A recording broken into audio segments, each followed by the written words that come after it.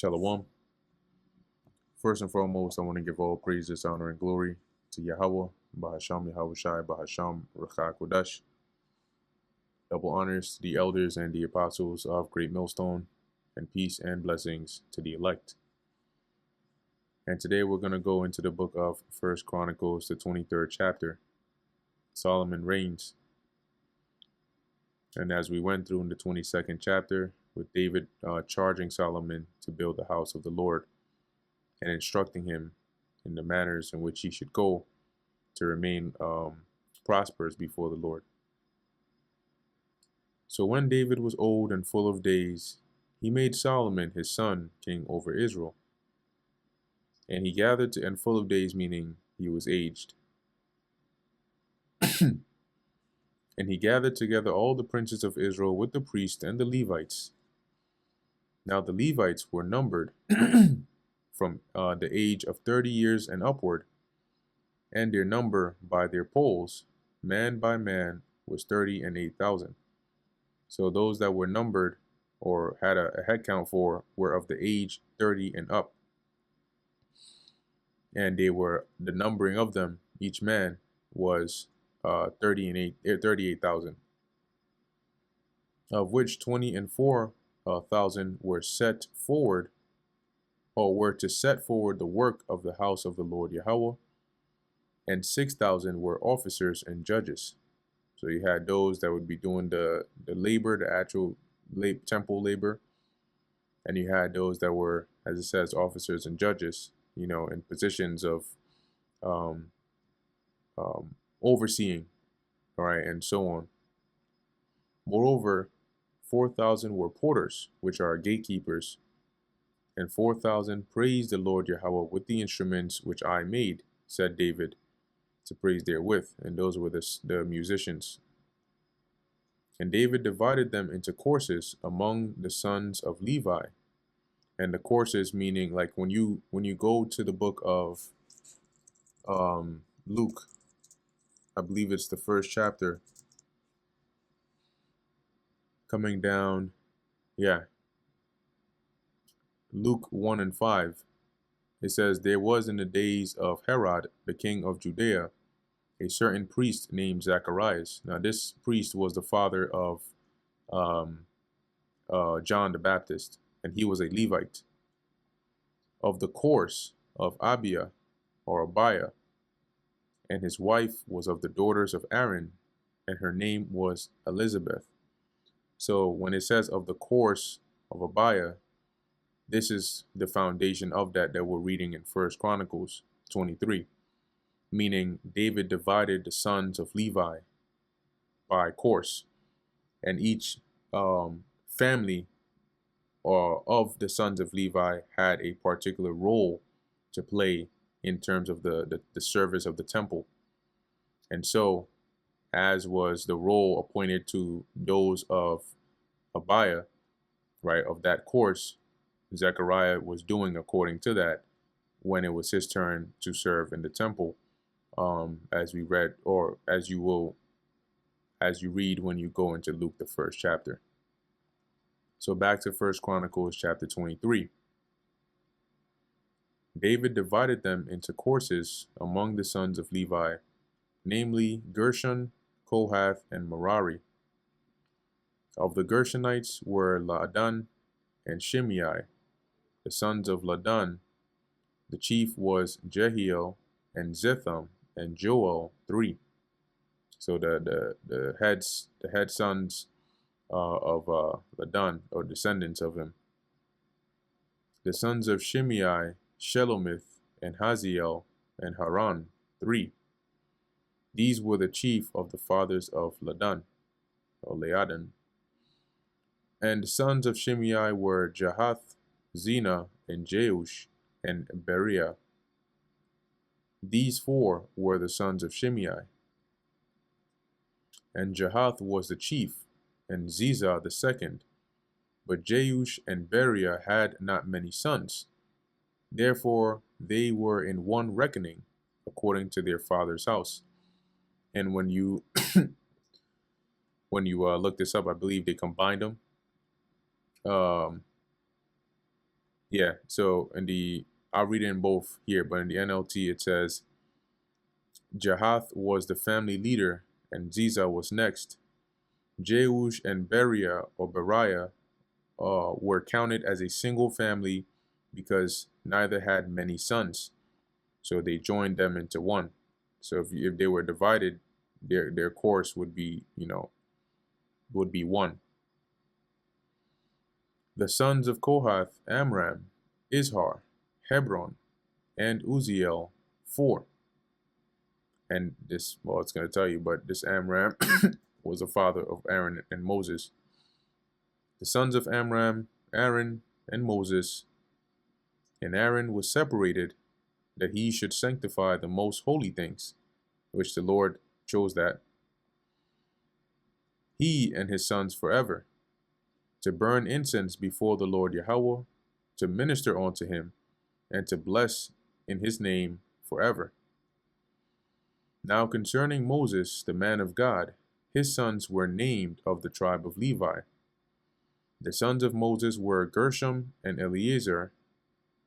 Of the sons of Gershom, Shebuel was the chief.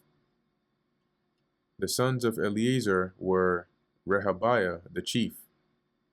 And Eleazar had none other sons, but the sons of Rehabiah were very many. So Eleazar's grandsons was a lot, but he only had Rehabiah, which was his son.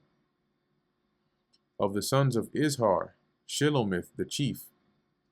Of the sons of Hebron, Jeriah the first, Amariah the second, Jehaziel the third, and Jekameam the fourth. Of the sons of Uziel, Micah the first, and Jesiah the second. The sons of Merari, Mali and Mushi. The sons of Mali, Eleazar and Kish. And Eleazar died and had no sons, but daughters. And their brethren, the sons of Kish, took them. So that would be the cousins, right? Because Eleazar's brother was Kish, but Eleazar had daughters, and Kish had sons, right? So the daughters, the Kish would have been the uncle of Eleazar's daughters, making his sons their cousins, which was lawful in the scriptures to take to wife. The sons of, and that's what they did. The sons of Mushi, Mali, and Adair, and Jerimoth, 3. These were the sons of Levi after the house of their fathers, even the chief of the fathers, as they were counted by number of names by their polls, that did the work for the service of the house of the Lord Yahweh from the age of 20 years and upward. For David said, The Lord Yahweh God of Israel hath given rest unto his people, that they may dwell in Jerusalem forever. And also unto the Levites, they shall no more carry the tabernacle, nor any vessels of it, for the service thereof. So no longer do they have to, pack up the tabernacle, because even in that, there was a order about it. Which family would carry what, which family would deal with what, and so on. But here, having a house that would be built, it would be stationary. So there wouldn't be a need for, a service of carrying the tabernacle, because it would be a building now. Verse 27. For by the last words of David, the Levites were numbered from 20 years old and above, because their office was to wait on the sons of Aaron. Now you might ask, well, how come the Lord didn't judge him for this? Right? Why was this different? Because here he was numbering or getting a head count for Levites 20 years and older, which is different than what he did in numbering all of Israel to try and get a total sum of all the Israelites, when the Lord explicitly, that's why he mentioned Israel being as the sand of the sea, meaning they're innumerable, not to be counted. All right, for that purpose. Here, this was more of a poll or a head count of the Levites for the purpose of appointing the different offices and dividing them accordingly.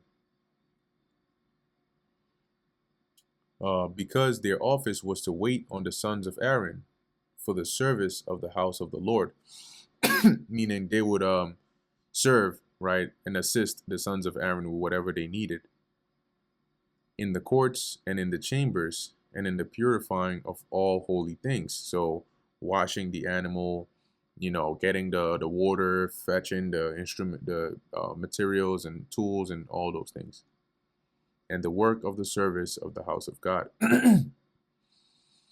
So the working in the temple as a priest, it wasn't a light thing. Okay, it was labor, right? The temple was a building, right, and it had to be maintained. You needed money. When it came to sacrifices, you had to prepare it, just like you would buy groceries and prepare food. Well, the sacrifices, you had to kill it, you had to wash it, you had to clean it, you had to cut it up, you had to offer it, right? All of these things were done. Verse 29. Both for the shewbread and for the fine flour for meat offering and for the unleavened grain. And then when you go into that word meat for meat offering, I believe it goes into, is it a grain or a gift? There you go, a gift offering or grain offering. So it says meat offering, but it's not actually meat. And you might wonder, well, why does it say flour for meat offering? It's really grain offering. And for the unleavened cakes, and for that which is baked in the pan, and for that which is fried, and for all manner of measure and size. And this would be what those Levites would do in assisting the sons of Aaron. And to stand every morning to thank and praise the Lord Yahweh, and likewise at even. And to offer all burnt sacrifices unto the Lord Yahweh in the Sabbaths, and in the new moons, and on the set feasts, by number, according to the order commanded unto them, continually before the Lord. So the families were broken up, right? And whoever's role it was to burn incense or to handle the shewbread or to, handle the sacrifices, they all had their different orders.